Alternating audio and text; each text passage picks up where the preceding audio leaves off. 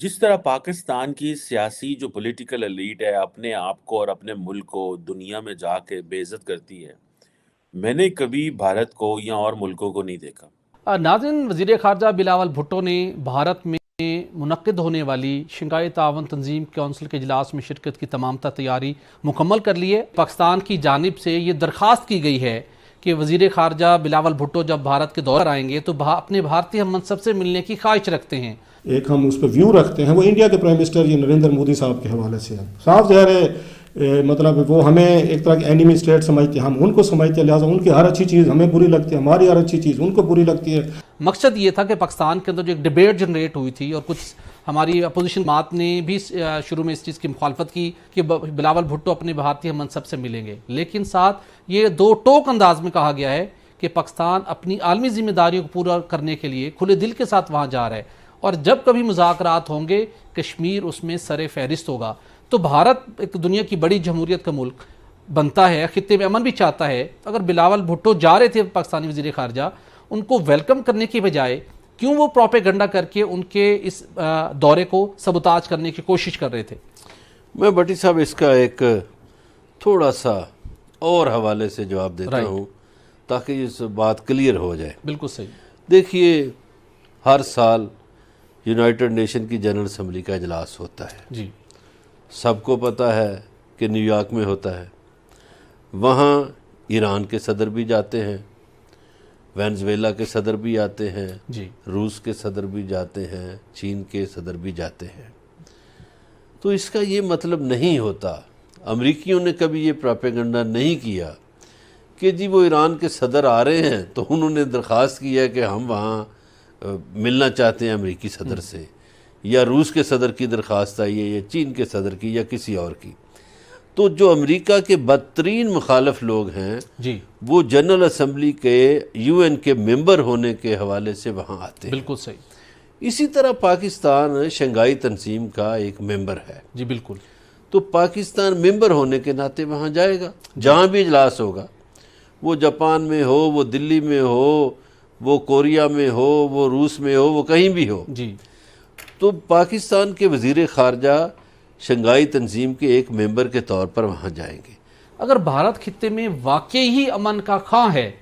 تو ایسے ہتھ کنڈوں سے باز کیوں نہیں آتا؟ کہ کیا پاکستان اپنے کشمیر کے موقف سے سرے منہ پیچھے ہٹا ہے؟ ایک قدم بھی بالکل نہیں۔ کشمیر کے سوال موقف کے پیدا نہیں اوپر وہ ہوتا۔ اپنی جگہ پہ کھڑا ہے۔ جی جو ہمارے بارڈر کے باقی تنازعات ہیں، کنٹرول لائن کے جو معاملات ہیں، جو ایشوز ہیں، گولہ باریاں ہو رہی ہیں ابھی تک جو جاری ساری، ان سے تو ہم تو کسی پوائنٹ سے پیچھے نہیں ہٹے۔ ہم تو دنیا کو یہ بتا رہے ہیں اور یہ کہہ رہے ہیں کہ یہ ہاتھی کے دانت کھانے کے اور ہیں اور دکھانے کے اور ہیں۔ اس کے باوجود، اس کے برعکس جو آپ نے کہا، پاکستان ایک پرامن ریاست ہے، جی پاکستان ایک باوقار اور ذمہ دار ملک ہے۔ پاکستان اصل میں پاکستان کے ساتھ ایک، میں سمجھتا ہوں پاکستان ایک مظلوم ملک بھی ہے۔ جی بالکل صحیح۔ مظلوم کیوں ہے؟ جی کہ پاکستان کے خلاف پروپیگنڈا بہت کیا جاتا ہے، انڈیا کی طرف سے بھی اور جو باقی مخالف دشمن ہیں ان کی طرف سے بھی، لیکن پاکستان نے ہمیشہ ہمسایوں کے ساتھ اچھا کرنے کی کوشش کی اور ذمہ داریاں اچھے طریقے سے نبھانے کی کوشش کی۔ پاکستان نے ہمیشہ ایک ذمہ دار ملک ہونے کی حیثیت سے اپنی ذمہ داریاں نبھائی ہیں۔ ابھی ہماری جو پچھلی حکومت عمران خان صاحب کی تھی، وہ پہلے گالیاں دے دے کے امریکہ کو اور فوج کو، پاکستان کی فوج کو اور امریکہ کے گٹھ جوڑ کو گالیاں دے دے کے، ابھی جب ان کو پتہ یہ چل گیا ہے کہ ان کے لیے حالات مشکل ہوتے جا رہے ہیں ملک کے اندر، اور اس طرح امریکہ کو اور فوج کو گالیاں دینا جو ہے اس سے ان کی انٹرنیشنل لیول پہ امبیرسمنٹ ہوئی ہے، اور شاید ان کا یہ جو ایک سینٹرک قسم کی پرسنالٹی ہے عمران خان صاحب کی، تو وہ امریکہ جا کے اب وہاں پہ جو امریکن کانگریس ہے اس سے مدد لے رہے ہیں، اور سننے میں یہ آ رہا ہے کہ جو عمران خان صاحب کے پولیٹیشنز ہیں جو کہ آدھے امریکن ہیں آدھے پاکستانی ہیں، وہ یہ کہہ رہے ہیں کہ ہم 100 امریکی کانگریس مین سے سگنیچر کرا کے ایک خط جو ہے وہ امریکہ کے وزارت خارجہ کو دینا چاہتے ہیں تاکہ وہ پریشر ڈالے پاکستان کے اوپر کہ تحریک انصاف کو حکومت میں آنے دیا جائے، یا پریشر ڈالے امریکی حکومت کے اوپر کہ وہ پاکستان کو جو ہے وہ وہاں پہ جو انسانی حقوق کی خلاف ورزیاں ہو رہی ہیں اور جمہوریت، حالانکہ جب یہ خود عمران خان صاحب پاور میں تھے تو جو صحافیوں کے ساتھ ظلم ہوتے تھے، جو انسانی حقوق کی خلاف ورزیاں ان کے دور میں ہوتی تھی، یہ تو کہتے، یہ تو ایک سمپل سی بات کرتے تھے، مجھے تو پتہ ہی نہیں کیا ہو رہا ہے، میں پتہ کرتا ہوں کیا ہو رہا ہے، مجھے تو پتہ ہی نہیں کیا ہو رہا ہے۔ سو کویسچن یہ ہے کہ جب اپوزیشن میں جاتے ہیں تو امریکہ کو گالیاں دیتے ہیں، جب حکومت میں آنا ہوتا ہے تو پھر امریکہ کے پاس جاتے ہیں معذرت چاہتا ہوں، اور جا کے امریکہ کے پاس جا کے کہتے ہیں کہ ہمیں پاور میں لے کے آؤ، ہماری مدد کرو، یا ہمارا ساتھ دو، یا ہمارے بارے میں آپ غلط خیالات نہ رکھیے گا، ہم امریکہ کے دشمن نہیں ہیں۔ اب پچھلے کتنے مہینوں سے عمران خان اور ان کی جماعت جو ہے وہ اس چیز پہ لگی ہوئی ہے، امریکہ کو یقین دہانیاں کرا رہی ہے۔ او بھائی یہ بات بتائیں، امریکہ کو یقین دہانیاں کرانے کی کیا ضرورت ہے جب آپ کو پاکستان کی عوام کے اوپر یقین ہے، جب آپ پاکستانی ہیں، جب آپ مجھے کبھی بتائیں کہ انڈیا کے کوئی پالیٹیشین کانگریس کے جو ہیں